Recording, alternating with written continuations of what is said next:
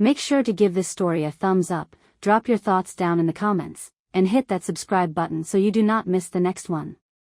I had no idea that what started out as a quiet Thursday evening would turn into something unforgettable. The sun was slipping behind the rooftops, casting that warm, golden light over the neighborhood. I stood at my kitchen window, just watching the last bit of daylight dance through the leaves of the big oak tree out front. The whole house was peaceful. Nothing but the steady ticking of the clock on the wall and the soft creaks of the wooden floor under my bare feet. Then, out of nowhere, the doorbell rang. I was not expecting company. I had gotten used to the quiet ever since I started living alone a few years back.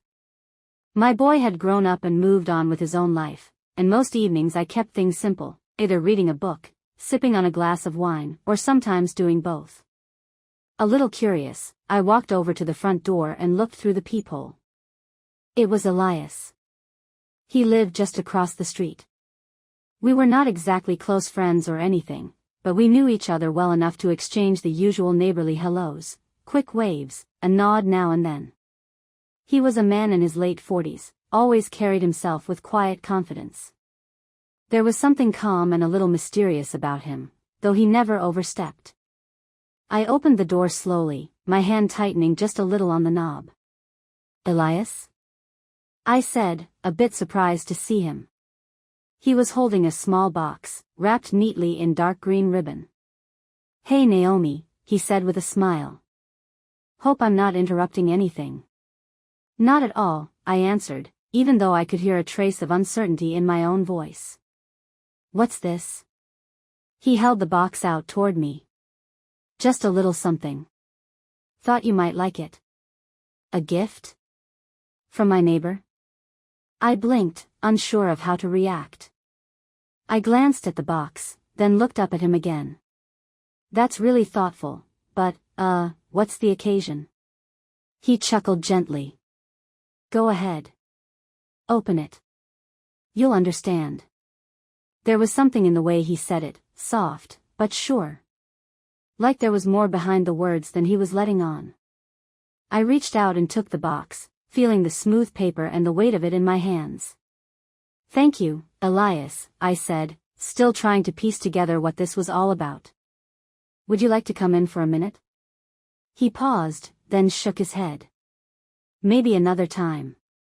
Just, enjoy the gift, Naomi." And with that, he turned and walked back across the street, disappearing behind his front door without another word. I stood there for a second, my heart beating a little quicker than it had been before he showed up. Back in the kitchen, I set the box down on the counter, staring at it like it might give up its secrets all on its own. I untied the ribbon slowly, and when I opened the lid, I had to catch my breath. Lying inside, on a soft bed of black velvet, was a thin silver bracelet.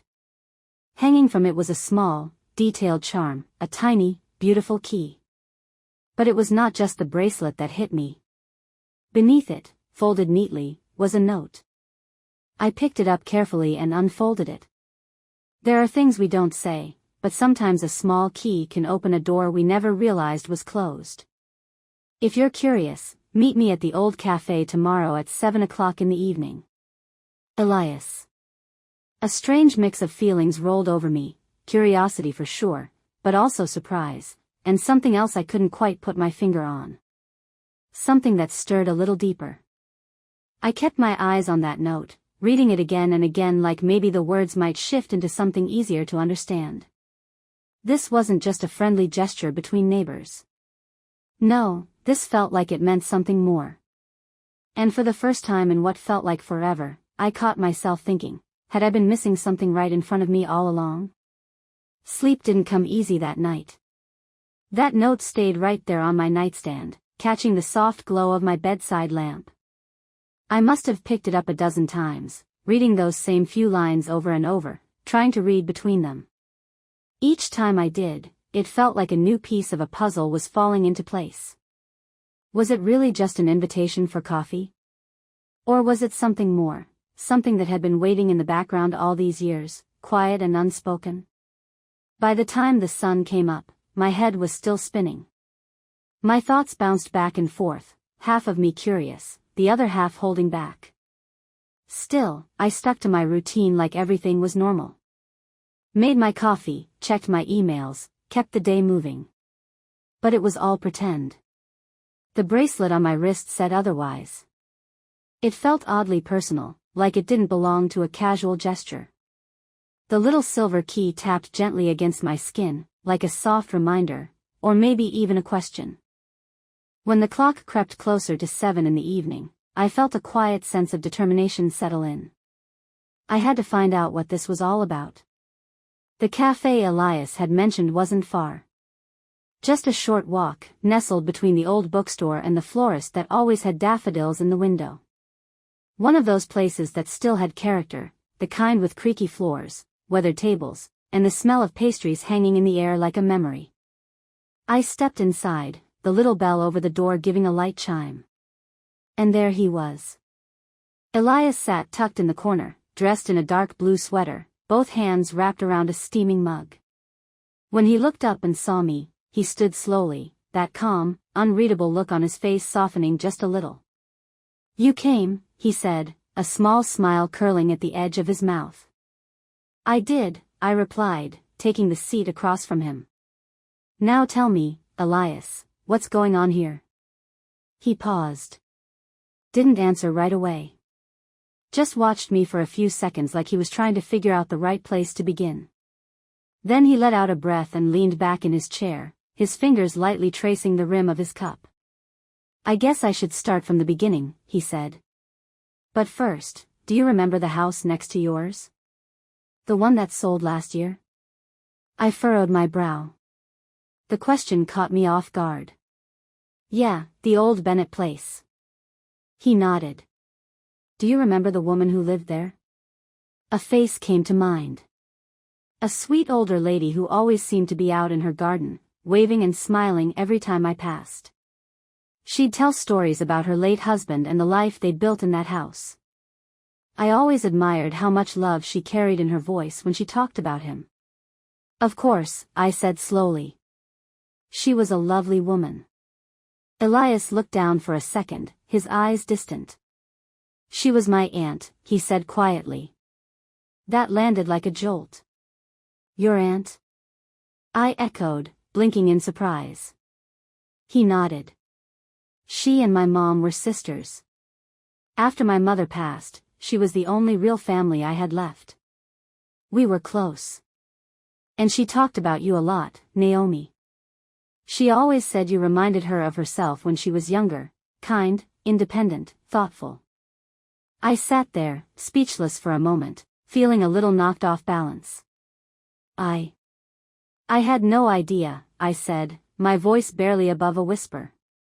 He looked down for a moment, then back up at me, his voice dropping a little, like he was speaking from somewhere more personal. "She asked me to look out for you," he said. "Not in a heavy-handed way. Just, to be nearby, in case you ever needed someone." I always meant to say something, but time kept slipping by. I never found the right moment, until now. I glanced down at the bracelet on my wrist. The little silver key caught the soft cafe light and shimmered. "The key," I said quietly. "What's it meant to unlock?" Elias's mouth curved into a small smile, but there was a trace of sadness behind it. "It's not for anything physical," he replied. "My aunt had this saying, that every person keeps doors locked up inside them. Places they don't go. Memories, feelings, regrets, all tucked away. She believed that sometimes, what we really need is someone who brings us the key." Something in his words hit a spot deep inside me. This wasn't about a lock and key in the real world. It was about something inside, something I hadn't let anyone near in a long time. "You've been keeping an eye on me all this time," I whispered, the realization dawning slowly. He met my eyes. There was something in his expression, warmth, maybe, or care, that I couldn't quite define. "I guess you could say that," he said simply. And in that moment, something shifted inside me. A kind of warmth rose up, not overwhelming, just quiet and unexpected. For so many years, I'd thought I was doing life on my own. I wore my independence like armor, convinced it was just me steering this ship. But maybe I wasn't as alone as I'd believed. Maybe someone had been right there, close enough to care, just waiting for me to see it. I sat back slightly, letting the weight of Elias's words settle over me like a blanket I hadn't known I needed. For years, I moved through life thinking I had it all figured out. But here was this man, someone I barely knew beyond a polite smile, sitting across from me and showing me I'd been seen, even when I hadn't realized it. I reached up and ran my fingers along the little key charm, the cool metal resting against my skin. "Your aunt never said a word about this," I said, my voice softer now. He took a slow sip from his coffee, then looked back at me. "She didn't want you to feel watched or pitted. She admired you.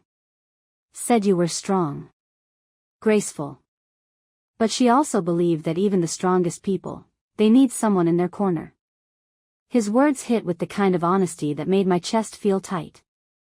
"You know," I said, trying to lighten the moment, "most people would have just knocked on the door and said, 'Hey, I'm your neighbor, want to be friends?'" Elias laughed gently, his eyes crinkling at the corners in a way that made him look younger. "Yeah, well," he said, "I guess I wanted it to matter when I finally reached out." There was a moment of quiet between us, one of those silences that did not feel awkward at all. It was full of meaning, like something unspoken had passed through the air and landed softly between us. "So," I said after a beat, "what happens now?" Elias leaned forward a bit, folding his hands around his mug. "That's up to you, Naomi. This wasn't just about giving you a bracelet or telling you about my aunt.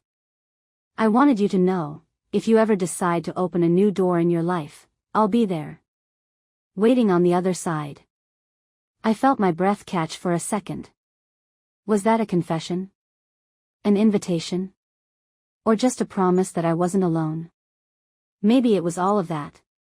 And somehow, instead of making me nervous, it filled me with a sense of something I hadn't felt in a while: hope. Possibility. Like maybe the next chapter of my life hadn't been written yet. Maybe there were still stories waiting for me, new beginnings I hadn't dared to imagine. I looked at Elias, really looked at him for the first time. There was something steady in the way he met my eyes. Calm. Kind. Like he wasn't in any rush, like he had all the time in the world just to be here, in this moment. And I realized, he was never a stranger. Not really. He had always been there, on the edge of my days, just waiting for me to turn and see him. Maybe this was the moment.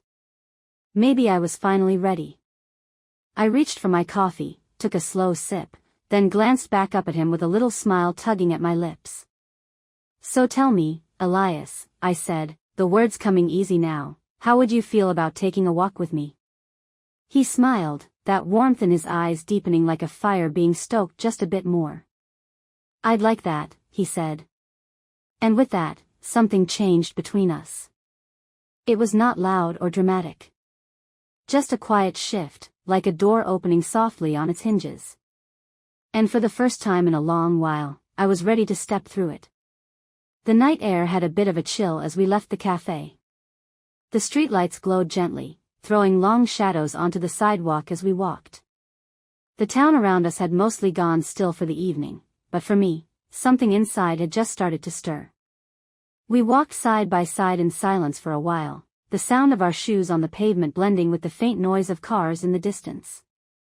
The bracelet on my wrist felt heavier than it had before, like I was suddenly aware of it in a new way. The tiny key swayed gently with each step, like it had its own rhythm. It was strange how one small moment, one unexpected gift, could pull loose something that had been buried for years. All the solitude I thought I had chosen, maybe it had been something else entirely. "You look like you've got a lot on your mind," Elias said, glancing over with a quiet grin. I let out a soft laugh. "Yeah. I guess I do." He didn't rush me. Just kept walking, giving me room to find the words I needed. "I've spent so much of my life telling myself I didn't need anyone," I said after a bit. "That I was strong because I could stand on my own. Handle everything myself. And maybe for a while, that felt true. But lately, I've been wondering if I was just scared. Scared to let anyone in. He stayed quiet for a moment, thoughtful, like he was letting the weight of that hang in the air. I get that, he said, his voice low and sincere. We build walls around ourselves to stay safe. Then one day we forget why we built them in the first place. I turned to look at him, taking in the easy way he spoke, like this wasn't new to him. Like he'd had his own walls, too. So what about you? I asked. Have you always been this patient? This understanding? That made him chuckle. Not always, he said. But life has a funny way of slowing you down. Teaching you things. Even when you don't want to learn them. We reached the little park near my street. It was quiet there, just the sound of the wind brushing past and the soft ripple of the pond nearby. The benches were worn from years of use, and the water reflected the lights from the houses across the way.